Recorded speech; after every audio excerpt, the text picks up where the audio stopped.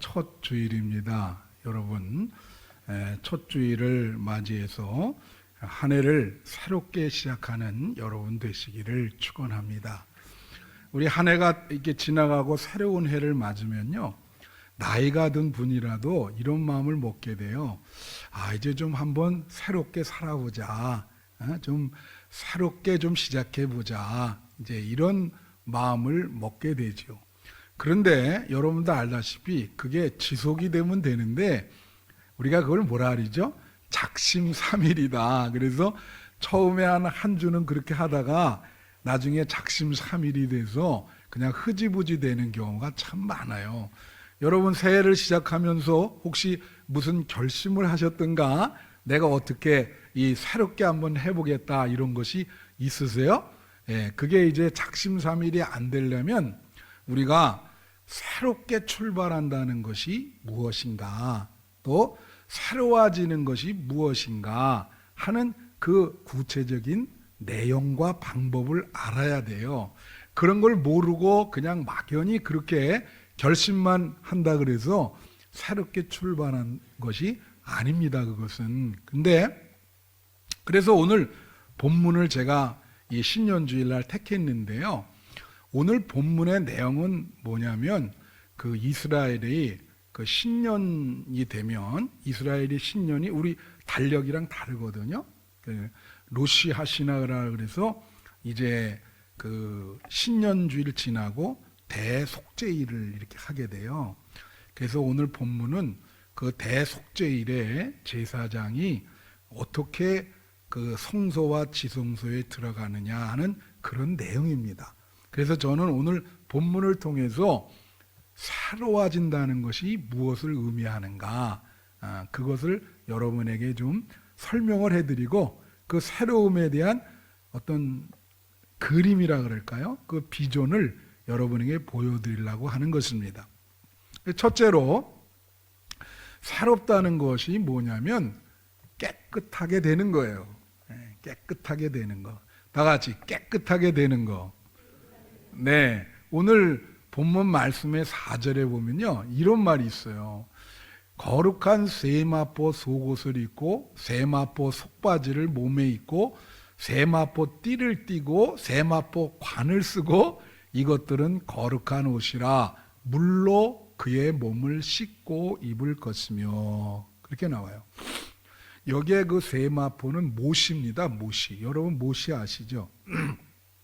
이게 색깔이 흰색이에요. 그러니까 이 흰 세마포 옷을 입으라는 것이죠. 그리고 몸을 물로 씻게 돼 있어요. 깨끗하게.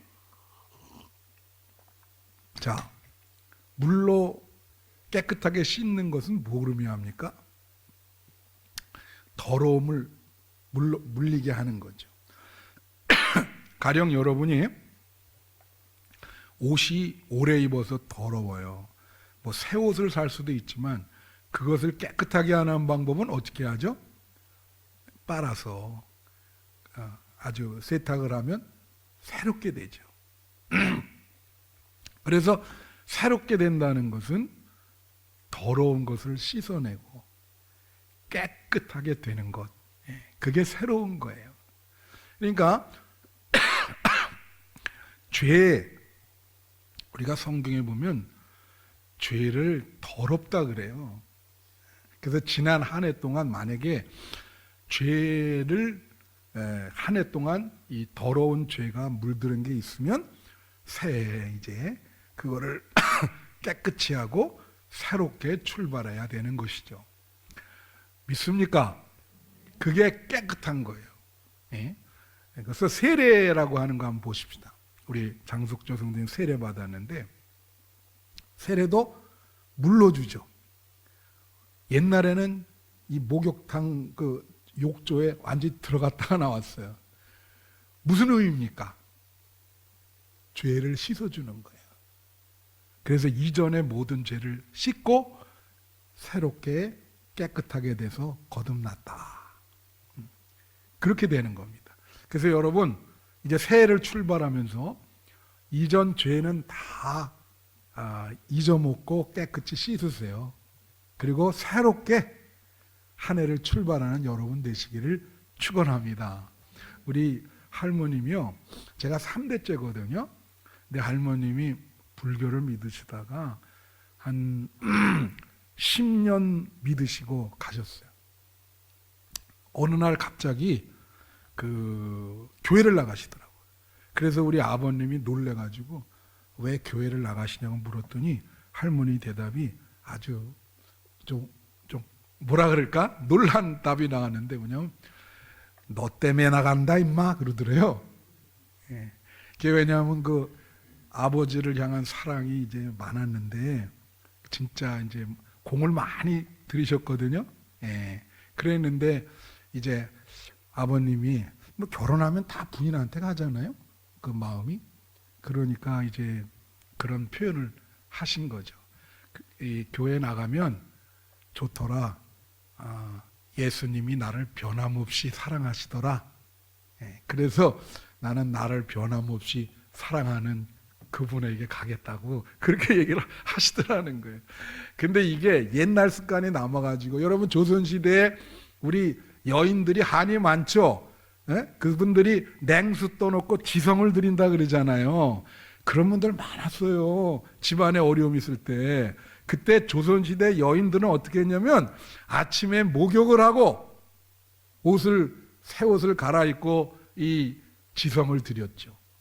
그렇게 하시다가 매일 그렇게 하시다가 교회를 나가니까 교회 나가는 것도 똑같아. 아침에 일어나서 목욕하고 그리고 교회에 나가서 하나님께 기도를 드리는 거지. 그래서 매일매일 몸을 씻으셨다고요. 새날을 준 거를 위해서 매일 아침에 목욕을 하고 깨끗한 몸으로 나가서 새벽 예배를 드렸어요. 그리고 10년 동안 기도를 자식과 자손들을 위해서 그렇게 기도를 했지요. 깨끗하게 된다는 게 무엇인지 아시겠죠? 새해에 여러분 죄를 회개하시고 모든 것을 다 씻으시고 깨끗하게 출발하는 우리 한빛교회 성도들이 되시기를 축원합니다. 둘째로 그 새롭게 된다는 것은 좋은 출발을 하는 거예요. 이 출발, 오늘 첫 주일이 참 중요해요. 늘 말씀드리지만 우리나라 속담에 시작이 반이다라는 게 있어요. 시작을 잘하면 반은 와 있다. 그거죠. 늘 내가 이런 비유를 쓰는데 이 단추도 첫 단추를 잘못 끼면은 마지막 단추까지 잘못 끼게 되는 거예요. 내가 옛날에 한번 경인고속도로를 잘못 들어갔다가 터닝하는 데가 없어가지고 인천까지 간 일이 있어요. 그게 첫 길 중요해. 이게 잘못 들어간다. 그럼 마지막에는 그게 간극이 커져요. 그래서 좋은 출발을 하는 게 중요하다. 근데 말이에요. 우리가 인생을 보면은 1년, 하다못해 무슨 한 달, 그 모든 게 있잖아요. 처음이 있고 끝이 있어요. 우리는 인생을 사는 동안 수많은 처음과 수많은 끝을 경험을 합니다. 어떻게 보면 매 순간도 지금 처음인데 없어지잖아요. 제가 지난주 말한 것처럼 끝이에요. 그러니까 우리는 한순간 한순간을 처음과 끝을 같이 경험하고 있는 거예요. 그래서 이제 새해도 이제 처음으로 시작합니다. 이제 끝이 있어요. 그럴 때 이 처음을 잘해야 된다. 처음과 끝을 계속 반복해서 경험을 하거든요. 우리의 모든 인생사는 처음과 끝, 이게 시작과 맺음을 마무리함을 계속 경험하는 거예요. 모든 것을. 그럴 때 시작과 마무리를 잘해야 여러분이 인생에 의미가 있고 성공을 하게 되는 거예요. 그래서 여러분 우리가 이걸 반복이라 그러는데 이 반복 계속 반복되죠 지금. 달도 반복되고 아침 점심 저녁 먹는 것도 반복되고 그리고 1년 2년 3년 뭐 지금 70을 사신 분은 70년 동안 반복한 거예요 이게. 근데 이 반복이 중요해요. 여러분 반복을 어떻게 바라보냐. 반복을 바라보는 두 가지 관점이 있습니다. 잘 들으세요. 이 말을 특별히 잘 들으셔야 돼요. 이 반복 아닌 것이 없어요. 근데 우리가 반복을 쾌락의 관점에서 바라볼 수가 있어요. 그러면 잘못될 확률이 90%이거는. 그러니까 이 반복을 통해서 자꾸 어떤 쾌락을 반복적으로 하려 그러면은 이 사람이 이 쾌락을 반복적으로 하면 나중에 권태를 느낍니다. 그리고 더 큰 자극적인 쾌락을 원해요.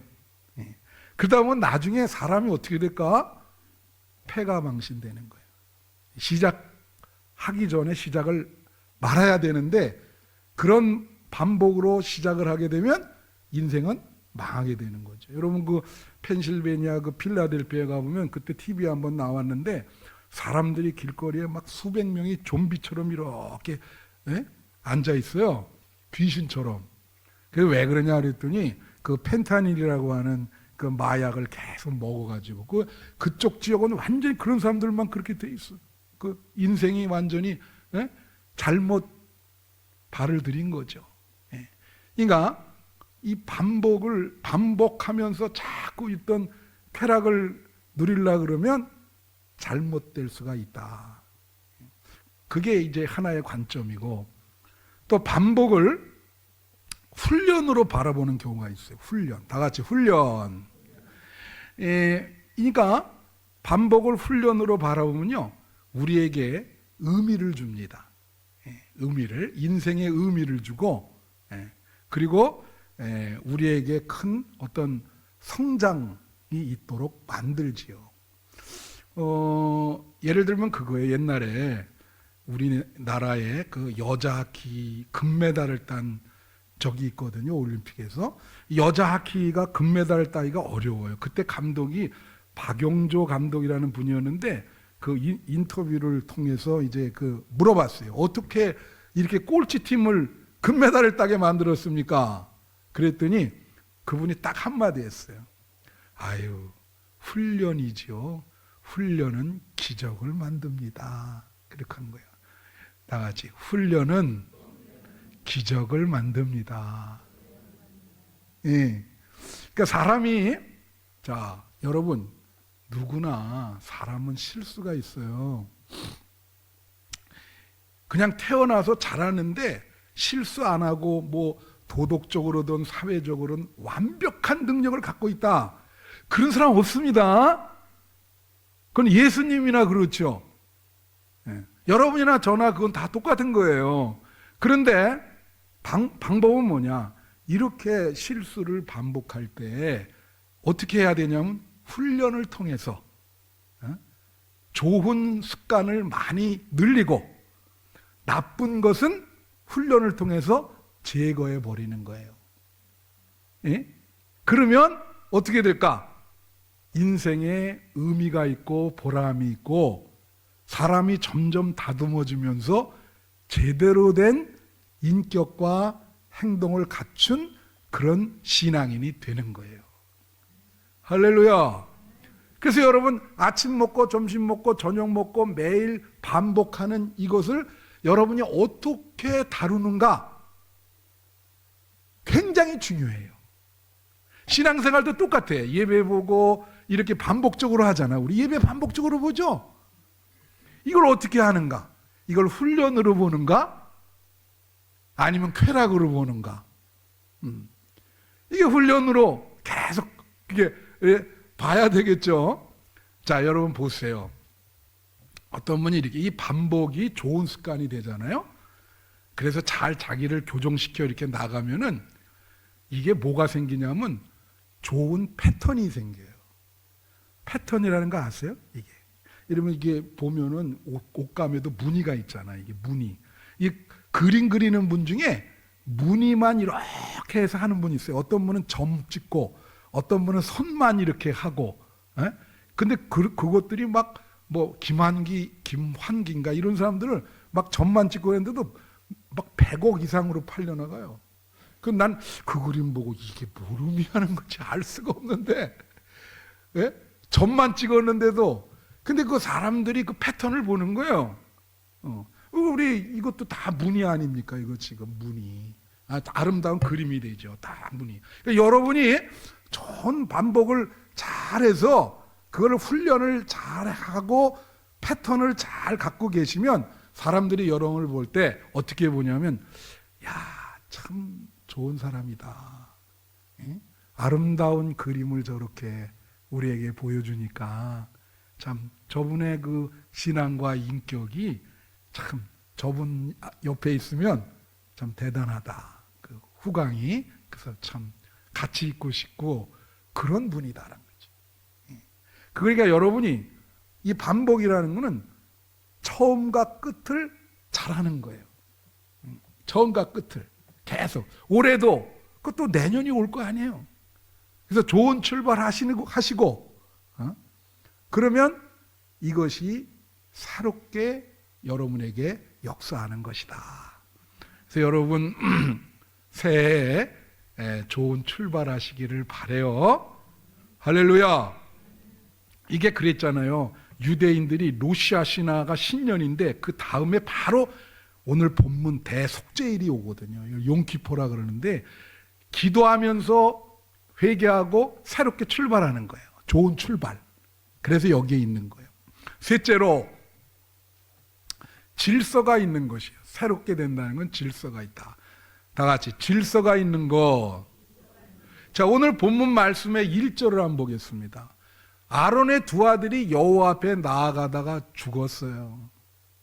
왜냐하면 하나님 앞에 나갈 때 이들이 그 하나님이 그 얘기한 향초가 있는데 그걸 안 쓰고 다른 걸 자기 마음대로 썼거든. 그래서 죽었어요. 놀랍죠 이거. 옛날에는 말이에요, 하나님께 나아가는 게 쉽지 않았습니다. 지금이랑은 달라요. 신약 시대와는. 우리가 죄인이기 때문에 잘못하면 하나님 앞에 나가면 죽는 거예요. 이게 아무나 이게 잘 절차를 밟아야 되는데 이게 죽었단 말이에요. 왜 그럴까? 자, 보세요. 질서라고 하는 걸 내가 이제 절마다 2절 보세요. 2절. 여호와께서 모세에게 이르시되 내 형 아론에게 이르라 성소에 위장한 법궤 위 속해서 앞에 아무 때나 들어오지 말라. 아무 때나 들어오지 말라 그러잖아요. 이게 지성소를 말하는 거거든요. 대속죄일은 1년에 한 번 대제사장만 들어가게 돼 있어. 그러니까 아무 때나 이게 들어오는 게 그게 안 되는 거예요. 그래서 이게 다 이제 여기서 두 가지를 얘기하는데 하나는 뭐냐면 질서라는 뭐냐면 경계를 지키는 거예요. 하나님과 우리 사이가 본격이 아니죠. 경계가 있다는 경계가. 그냥 아담 보고 선악과 따먹지 말라 그랬는데 따먹었잖아. 그 경계를 지키지 못했잖아요. 이게 경계. 모세가 십계명 받을 때도 그게 경계가 있거든요. 조심하라 그랬거든. 이게 경계. 하나님과 우리와의 경계. 그게 질서를 지키는 거예요. 경계를 지킨다는 게 얼마나 중요한 일인지. 여러분, 세상에 이게 경계를 못 지켜서 이것도 또 망하는 사람 많아요. 예를 들면 우리가 자, 이 김창옥 쇼라는 걸 한번 봤는데 우리 집사람이랑 가끔 보는데 거기 보면 부부 상담을 해줘요. 그건 다 나와서. 그래서 우리가 그분이 성악가를 나왔다는데 어떻게 그렇게 그 상담을 잘해주는지 모르겠어요. 근데 거기 어떤 게 나왔냐면 시아버지가 이 며느리를 너무 가볍게 생각해서 계속 며느리한테 막 가서 잔소리하고 며느리 막 너무 며느리를 쉽게 생각하시는 거라. 근데 나는 이번에도 며느리 왔다 가는데 난 제일 세상에서 무서운 게 며느리던데. 이거 아침에 일어나도 나가질 못하겠어요. 응? 내가 모습을 어떻게 하고 나가나. 근데 그렇게 쉽게 생각하는 사람도 있더라고. 그러니까 막 며느리한테 막 간섭하고 잔소리하고 며느리니까 며느리가 거기 나와 상담을 요청했어요. 그러니까 그분 대답이 아버님 경계를 잘 지키세요. 경계를. 여러분 그 성 있잖아요. 성 경계 이게 성벽 있죠. 그게 경계예요. 그게 아름다운 경계. 다 같이 아름다운 경계. 여러분 그 사람의 마음도 그 보드라인 디스오더라는 게 있어. 경계선 장애라 그러거든요. 그걸 나와 나의 사이에 경계가 있어야 되는데 그게 구분이 안 돼. 어떻게 될까? 약 먹어야 돼요. 그거는 나와 남의 경계선. 그렇잖아요. 우리가 부모와 자식 아무리 그래도 경계가 있는 겁니다. 부부 당연하죠. 그죠? 아니 부부끼리 만나는데 남의 부인을 사랑하라면 어떻게 되겠어요? 경계선이 깨지는 거예요. 그건 완전히 그 패가망신할 수 있는 경계선. 교회와 세상도 경계선이 있어야 되는 거예요. 세상이 이 안에 들어오면 어떻게 될까요? 큰일 나죠. 더 이상 교회가 안 되죠. 그거는 경계선이 무너졌으니까. 그러니까 여기 그러는 거 아니에요. 아무나 들어올 수 없고, 잘못하면 그 경계선을 이거 절차를 밟지 않고 들어오면 죽어요. 구약에서는 그 경계를 지키라. 하나님과 인간의 경계를 지키라. 그죠? 그 다음에 이제 3절 보세요. 이 3절, 4절까지. 예. 여기 보면 아론의 성소에 들어오려면 숫상아지를 속죄제물로 삼고 수장을 번져 희생제물을 드리라 이거예요. 죄가 용서받아야 되니까. 그러면서 뭐라 그래요? 4번에 이제 여기에 아까 나온 그거예요. 막 옷도 거룩한 옷으로 갈아입고 목욕도 하고. 이건 뭐예요? 질서를 지킨다는 거는 절차를 지키라는 거지. 과정이 중요하다. 이건 뭐 절차도 없이 막바로 들어오면 안 되죠. 그렇잖아요? 그래서 여러분에게 물어볼게요. 여러분 질서 있는 삶을 살아갑니까? 어떤 분들 보면 뭐 집안에 가보면 질서 무질서를 알 수 있잖아. 이게 무슨 돼지우리간인지 뭐 이거 완전히 그냥 그렇게 놓고 사는, 무질서하게 사는 분 있죠? 예. 시간도 그렇게 무질서하게 하는 사람도 있어요. 예. 그러니까 사람이 이 세상을 살 때 뭐가 희망이 없고 그러면 완전히 사람이 또 무질서하게 바뀌어버립니다. 그래서 이런 게 있어요.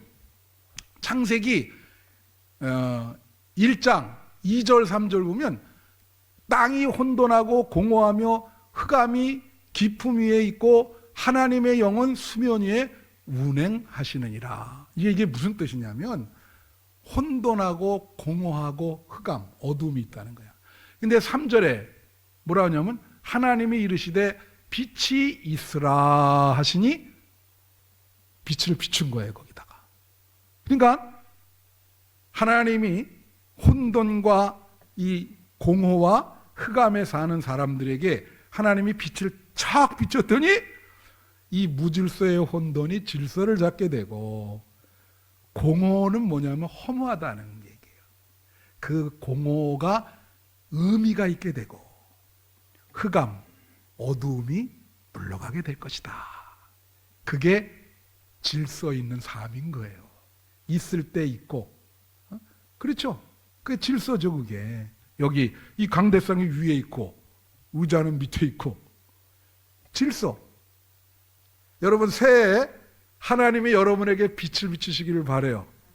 그래서 만약에 그 이전까지 무질서하게 살아오셨다면, 허무하게 살아오셨다면, 어두움 속에 거하셨다면 2025년도에 하나님이 여러분에게 빛을 비추셔서 질서 있는 삶을 살아가기를 바라고, 그게 새로운 것이고, 그리고 시간을 허랑방탕하게 쓰지 마시고 의미 있게 보내시고 소중한 시간이 되시고 어두움이 물러가서 빛으로 충만한 2025년이 되기를 축원합니다.